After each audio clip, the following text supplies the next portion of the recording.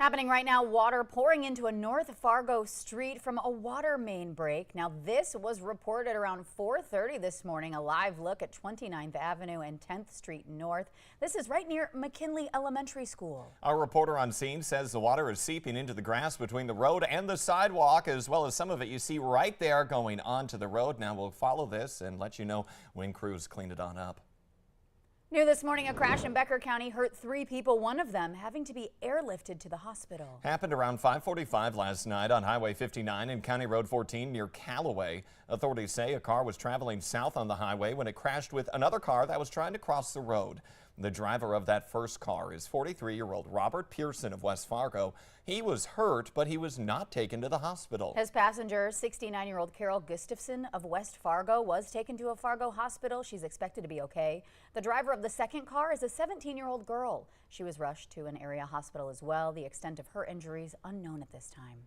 For just the 17th time in state history, North Dakota lawmakers have started a special session at the request of Governor Doug Burgum, who is hoping the legislature will approve a $91 million proposal. The 2024 presidential hopeful spoke on this during an address yesterday.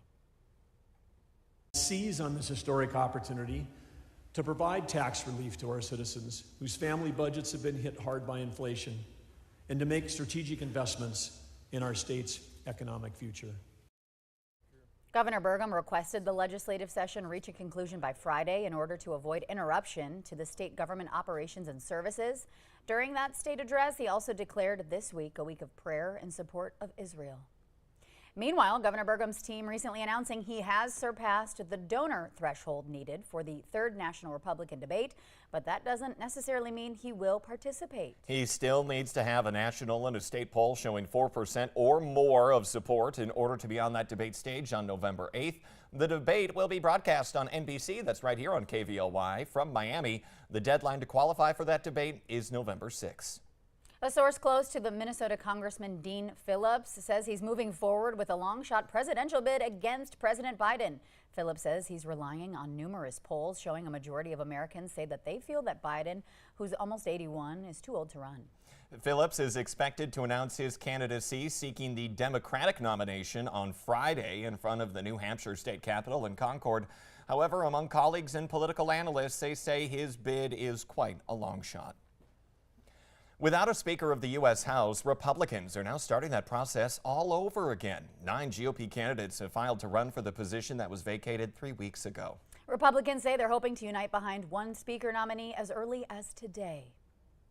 In international news, 2 more hostages were freed by Hamas and are now back on Israeli soil.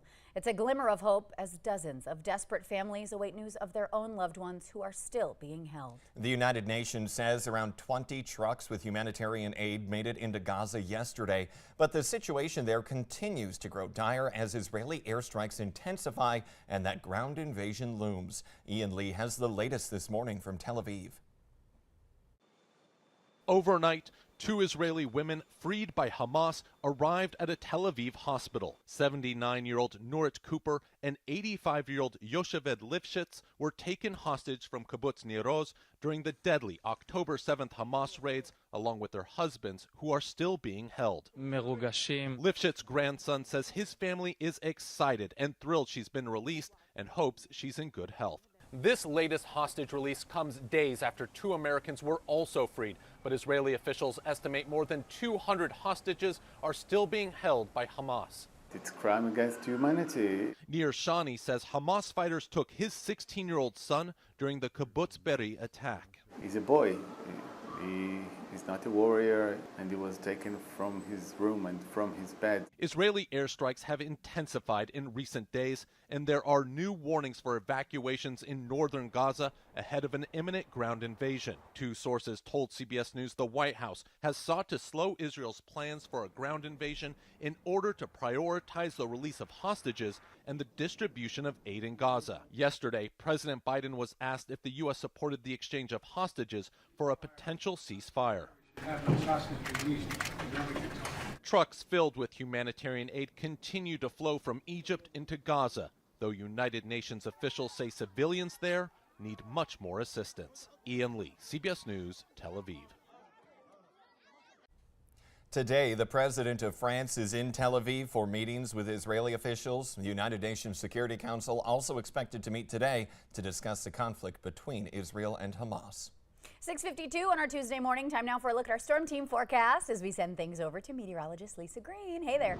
Good morning. Here's the latest on our winter storm that is threatening the northern plains. We've got a winter storm watch that was issued this morning for parts of our viewing area, including the Devil's Lake Basin. And so that includes the town of Devil's Lake, the Cavalier, Langdon areas, Candu down toward New Rockford, and then points west from there, anywhere in blue on this map. This takes effect later tomorrow and lasts through Friday afternoon. And we're looking at this area being the place or the location where we're most likely to see the heavier snow.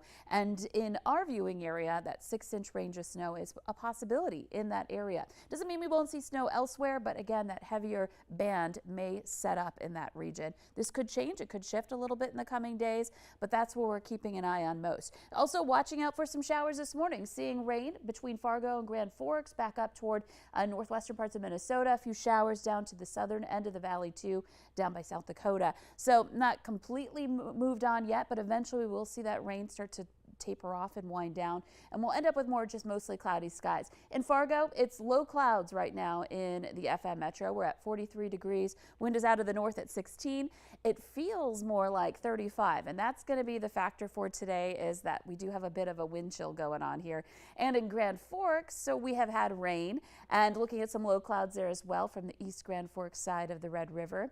And this is a location that may see a few more showers ongoing for a little while longer. We're at 36 degrees in Grand Forks, and it feels like 28 degrees, so might want to grab that jacket. Sunrise in Grand Forks now after 8 a.m., so getting later and later here.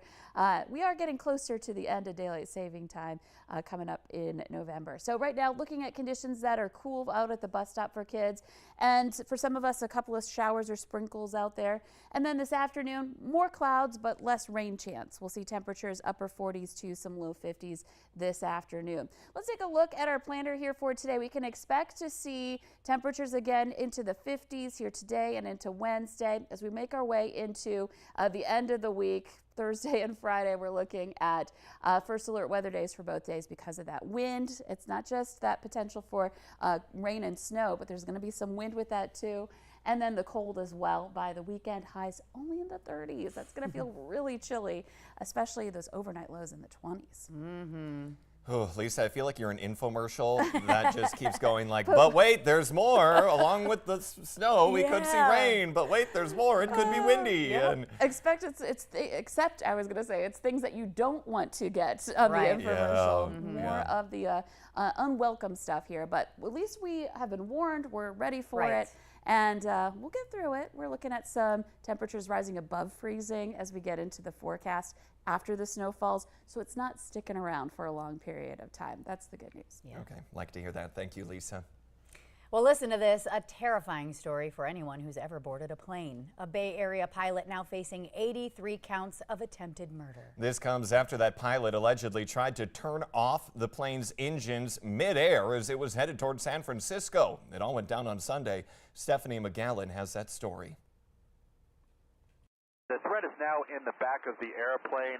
They were mid-flight, headed toward San Francisco from Everett, Washington, when an off-duty pilot sitting in the extra seat in the cockpit allegedly tried to turn off the engines. Yeah, we want law enforcement as soon as we get on the ground. Horizon Air crew members were able to subdue the pilot. Then a flight attendant announced they'd be making an emergency landing in Portland, Oregon. She sounded in a panic, and then she took off down the aisle. And us passengers just looked at each other and instantly had fear within our bodies. We knew something bad was happening. We didn't realize the severity of the situation.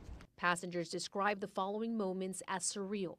The plane started going down fast, making several sharp turns. Then they say the cockpit opened and a man walked out without an escort. He ended up in zip ties in the back of the plane, which I noticed. Your mind can't help but assume that something larger, like what we're reading about in the news, is happening. Once in Oregon, they say officers escorted the man out and were told he had a mental breakdown.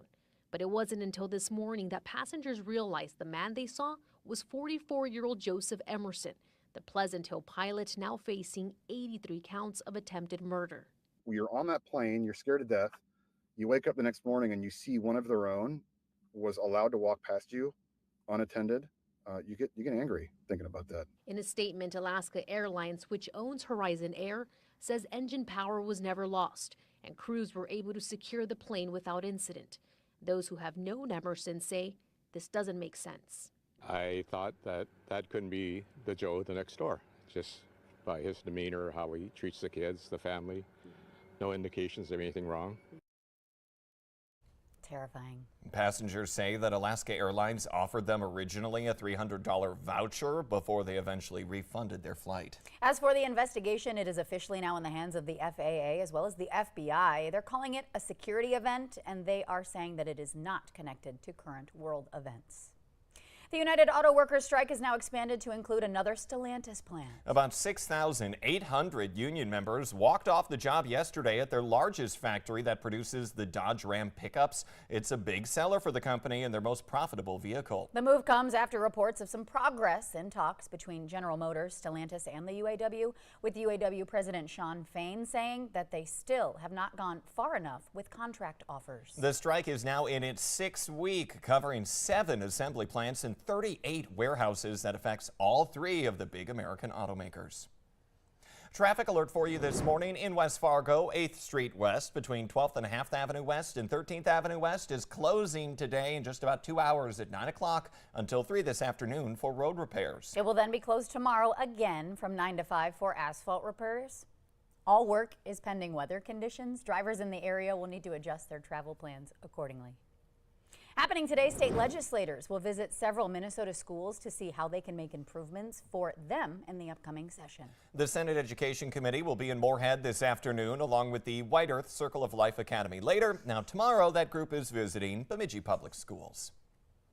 The Louisville Slugger Museum showing off bats of both the winged and wooden variety. This was the 8th annual Home Run Halloween at the museum. It took me a while to figure out what that meant, the winged and wooded variety. Anyway, people could come in and check out the world's largest vampire steak. It's actually just a baseball bat. But anyway, it was also a 20-foot tall giant mummy, plenty of trick-or-treating, and the kids win costumes got in for free. Yeah, hundreds showing up for the festivities. This was on Sunday, giving out pumpkins and mini bats to all the kiddos. Have fun. We're all getting ready here to celebrate our Halloween season coming up. Anyway, thanks for joining us here this morning. Yeah, the Today Show and CBS Mornings just about to start. Take care, everybody. I'm Ashlyn Hill. And I'm Jordan.